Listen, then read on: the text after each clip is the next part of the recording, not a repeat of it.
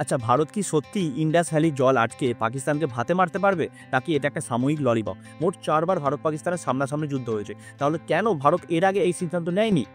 ১৯৬০ সালে বিশ্ব ব্যাংকের হস্তক্ষেপে ভারত এবং পাকিস্তান ইন্ডাস ওয়াটার ট্রিটি চুক্তি স্বাক্ষর করে। এতে বলা হয় পূর্বের ৩টি নদী রবি, বিয়াস, সুলতেদের জলের প্রয়োগ ভারত ব্যবহার করবে এবং পশ্চিমের ৩টি নদী ইন্ডাস, ঝেলাম এবং চেনাবের জলের প্রয়োগ পাকিস্তান ব্যবহার করবে।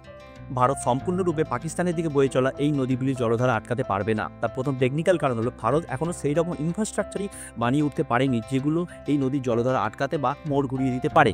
দ্বিতীয় লিগ্যাল কারণ হলো ভারত ইন্টারন্যাশনাল ল বা ভিয়েনা কনভেনশনে সই না করলেও এগুলো মেনে চলে, যেখানে বলা হয় উঁচু দেশে কোনো অবস্থিত নিচু দেশের দিকে বয়ে চলা জলধারা ব্লক করে দিতে পারে না। তবে সন্ত্রাসের জবাবে ভারত কিন্তু এই রকম নিজেদের স্বার্থে সিদ্ধান্ত নিতে পারে বা আইন উল্লঙ্ঘন করতেই পারে।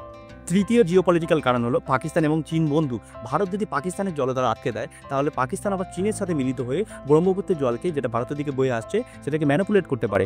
পাকিস্তানের অর্থনীতির 25% এই জলের উপর নির্ভরশীল। তাহলে ভারত কোনো রকমভাবে যদি এই জল আটকে দিতে পারে, তাহলে এটা ভারতের বিরাট বড় একটা কূটনৈতিক জয় হবে।